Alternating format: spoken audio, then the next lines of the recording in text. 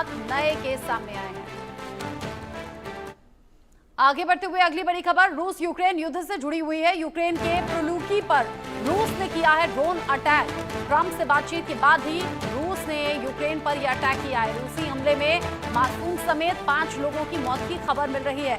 रूस के घातक हमले में कई लोग गंभीर रूप से जख्मी भी हुए हैं। यूक्रेन का प्रिलुकी, जहां पर ये रिहायशी इलाका है, रिहायशी इलाके में जो इमारत थी उन्हें भी भारी नुकसान पहुंचा है और यहाँ पर मासूम समेत 5 लोगों की जान जाने की खबर है।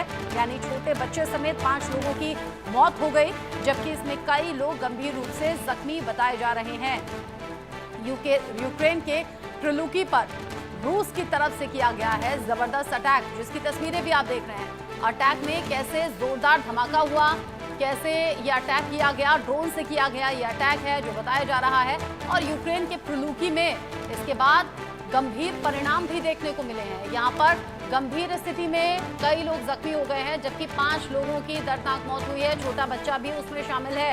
आदित्य वदावन इस खबर को लेकर जुड़ गए हैं ज्यादा अपडेट के साथ। आदित्य, रूस यूक्रेन का युद्ध हर दिन के साथ में भीषण हो रहा है। ट्रंप से बातचीत के बाद रूस ने यूक्रेन पर एक और अटैक कर दिया। जी रत्ना, बिल्कुल आप देखेंगे तो ये अब जो युद्ध है रुकने का कहीं नाम नहीं ले रहा है। और अभी कल रात ही हमने देखा कि कैसे ट्रंप और व्लादिमीर पुतिन के बीच में फोन कॉल हुई और उसके बाद भी जो है रशिया ने रिटेलिएट कराया, और जो कि ऑब्वियस ही था क्योंकि अब रशिया रुकने वाला नहीं है। अगर यूक्रेन ड्रोन से इतना मैसिव जो अटैक करा यूक्रेन ने रशिया पर, जिसमें उसके 41 फाइटर जेट्स एयरक्राफ्ट डाउन हो गए, तो अब किसी भी सूरत हालात में रशिया पीछे हटने वाला नहीं है और अब युद्ध रुकने का नाम नहीं ले रहा। ट्रंप की बार बार कोशिश के बावजूद वो नाकाम रहे हैं। हालांकि जो यूक्रेन के राष्ट्रपति हैं वोलोदिमीर ज़ेलेंस्की, वो बार बार ईयू की मीटिंग्स में जा रहे हैं। ईयू के जो एक्टिव मेंबर्स है, जर्मनी, यूके, फ्रांस, उनसे बेहद बातचीत और मुलाकात कर रहे हैं। लेकिन कहीं ना कहीं ईयू ही स्टेप्स ले रही है यूक्रेन के लिए। अभी ईयू ने अनाउंस करा कि वो 50% जो है रशिया पे सैंक्शंस करेंगे, जिससे उसकी जो एबिलिटी है, उसका जो बजट है, कहीं ना कहीं उसको जो है नुकसान पहुंचे। तो आप कहीं ना कहीं अमेरिका अगर आप सोचेगा, अगर मिलिटरीली सोचेगा तो मिलिटरीली भी इन्वॉल्व हो सकता है। लेकिन अगर सैंक्शंस लगाने की बात आएगी तो अमेरिका अब काफी हद तक हम मान सकते हैं कि सैंक्शंस भी अमेरिका के पास एक ऑप्शन है। जी रस्ता, आप बता रहे हैं कि सैंक्शंस अमेरिका लगा सकता है, लेकिन यहाँ ट्रंप से बातचीत के बावजूद अगर रूस की तरफ से अटैक हो गया तो ये सीधे तौर पर बताता है आदित्य कि पुतिन जिस जिद पर अड़े हुए हैं या फिर जिस सोच के साथ में लगातार आगे बढ़ रहे हैं वो यूक्रेन पर भारी पड़ने वाला है। लेकिन बड़ी बात यह है कि यूक्रेन भी पीछे नहीं हट रहा है। यूक्रेन ने अभी हाल ही में जो एयरबेस पर बड़ा हमला किया था, उसके बाद एक और हमले की भी खबर। ना रूस पीछे हटा तो ना यूक्रेन पीछे हटा। व्लादिमीर ज़ेलेंस्की भी नेटो देशों के सपोर्ट से अभी भी हमले रूस पर कर रहे हैं।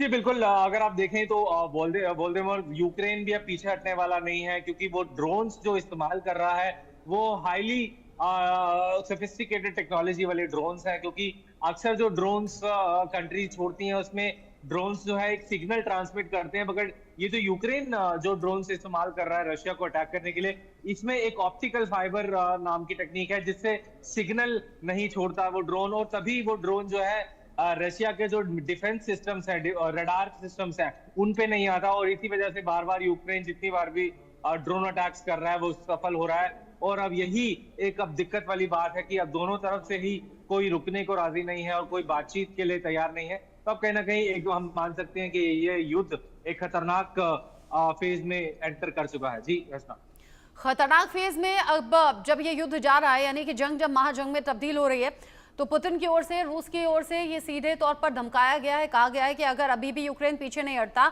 तो परमाणु बम का भी इस्तेमाल होगा, यानी कि परमाणु हमले की भी चेतावनी दे दी है। साथ ही साथ अब खतरनाक मिसाइलों और हथियारों का जिक्र भी रूस की ओर से हो रहा है। ऐसे में बहुत ज्यादा मुश्किल नहीं हो जाएगा यूक्रेन के लिए अब सर्वाइव करना? जी बिल्कुल, अगर आप देखेंगे तो रशिया एक न्यूक्लियर पावर्ड कंट्री है, और अभी हाल ही में हमने देखा जब जैसे ही ड्रोन अटैक हुआ रशिया पे, उसने अपनी जो न्यूक्लियर इंस्टॉलेशंस है, न्यूक्लियर मिसाइल, उनको एक अलर्ट मोड पे रखा था। और बार बार अब पुतिन भी न्यूक्लियर धमकी दे रहे हैं। लेकिन ये न्यूक्लियर जो है अटैक करना इतना रशिया के लिए आसानी से नहीं कर पाएगा, क्योंकि अमेरिका भी बैठा है, यूएन एक वॉचडॉग जैसे एक दुनिया को देखता है, और ऊपर से ईयू भी अब नजरें टिकाए बैठा है। हमने देखा किस तरीके से पोलैंड ने भी अपने बीच में अभी फाइटर जेट्स को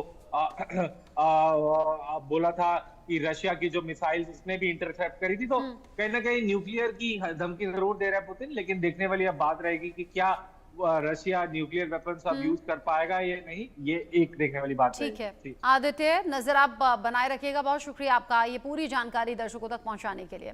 आगे बढ़ेंगे, आगे बढ़ते हुए सीधा आपको